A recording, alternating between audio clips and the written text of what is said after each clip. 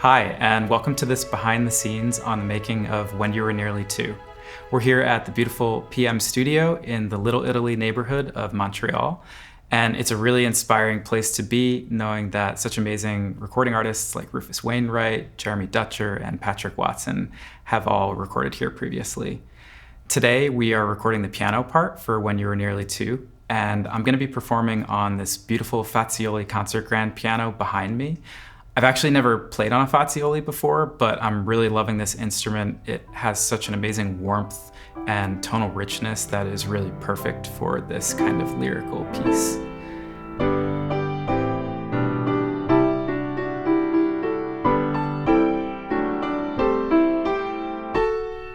I have a really great team with me here today. Nick Benza is my head engineer, and he's assisted by Sarah Shin today. They're setting up a close pair of Coles 4038 ribbon microphones to get a very intimate sound from the piano, as well as a pair of Neumann U67 large diaphragm condenser microphones with a bidirectional polar pattern. He's also capturing the beautiful ambiance of this space with a distant pair of Omni Strips CMC6 MK2Ss. Gabrielle Gaudreau, my wonderful spouse, is the score producer today. Normally, this is a role I would fill myself as the composer, but since I'm performing the piano part, she's going to be my invaluable ears in the booth. Gabrielle will be in the control room, following along with the score and giving me comments between each take. Joel Peters is my videographer, and I'm so glad to have him here capturing all of this today. He has such a keen sensibility for capturing musical performances because he's also a very talented musician in his own right. This piece, When You're Nearly Two, is a really special piece to me, and I'm so happy to be sharing it with you. I wrote this piece for my son, Leon, when he was about to turn 2 years old, and it's basically my love letter to my son. Something I think a lot of new parents can relate to is that when you have a child, you start to see the world through their eyes. For my son, Leon, everything is so new and wondrous, and he's really gotten me to see the world in a different light. When I wrote this piece, I set out to capture that feeling of innocence and wonder and a kind of magic. I wanted to write something really beautiful for my son. So I thought I would share how we're producing the recording of this piece, as it's a little unusual. The piece is for piano and strings, and normally we would want to record the piano and the strings in the same room at the same time. But for logistical reasons, that just wasn't going to be possible for our recording, and I knew we were going to have to record the piano separately.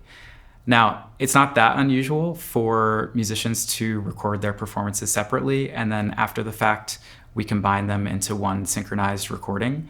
In fact, a lot of your favorite pop records and film scores are made exactly this way.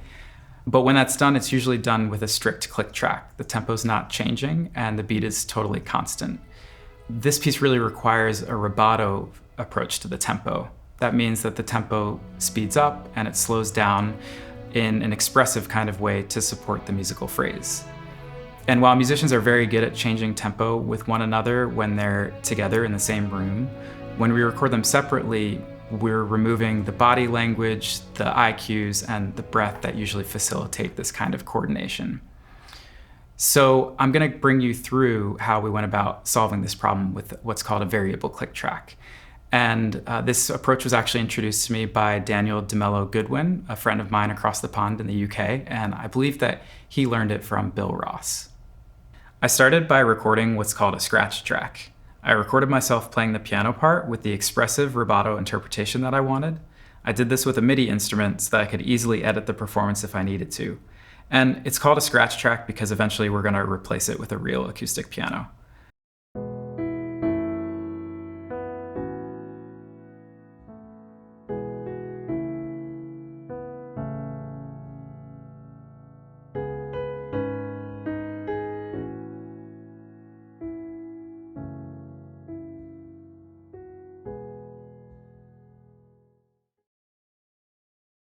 Then I beat mapped my performance. That means I basically created a data point for each place in the timeline where a beat lands, and this visually shows you just how much the tempo is changing throughout the piece. As you can see, the fastest tempo in the piece is about 112 beats per minute, and the slowest is about 25 beats per minute. That's a huge range. So, with this tempo map, I can now create a click track that accurately represents where all of the beats land in time. When the tempo is changing just a little bit, it's okay to have the click track just sound the beats, but when it changes dramatically, slowing way down or speeding way up, it's helpful for the musicians to hear a division of the beat.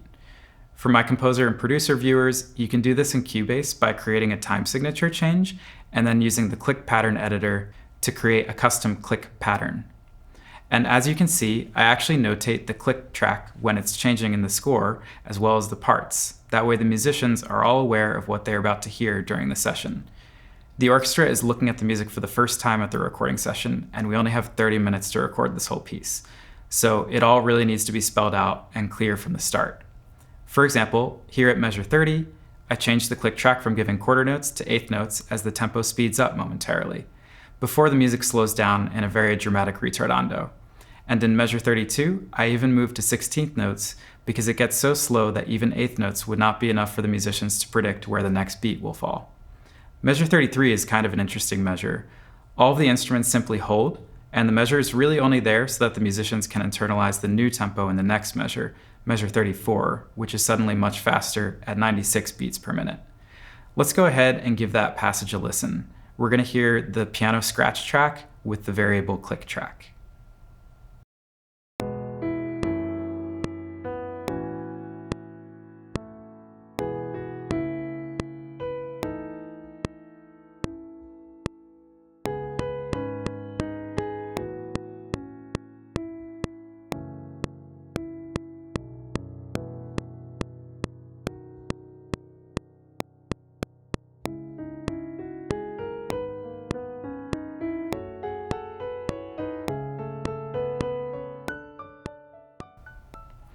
So once my click track, score, and parts were prepared, I went ahead and recorded the string orchestra. I recorded with the European Recording Orchestra in Sofia, Bulgaria at Doli Media Studio. I wish I could have gone in person, but it just wasn't in the cards this time, so instead I produced it remotely from my home studio in Montreal. I was streaming a high-definition audio link over the internet and communicating with the orchestra via Zoom. It actually worked out amazingly well, and I would definitely not hesitate to do it again this way. Of course, it's always amazing to go in person if you can. The musicians all wore headphones during the session and were hearing both the click track and my piano scratch track so that they could stay in time with my playing, as well as play off of my musical phrasing.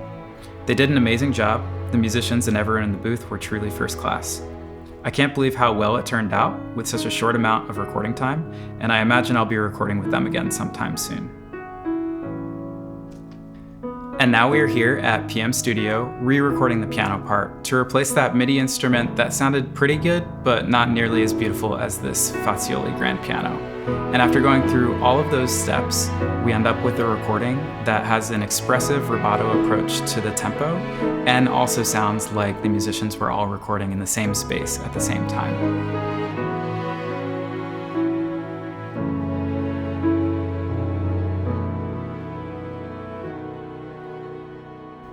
Thank you so much for watching this behind the scenes. Please be sure to like and subscribe, and I invite you to go listen or re-listen to When You Were Nearly Two. Thanks so much, and I'll see you next time.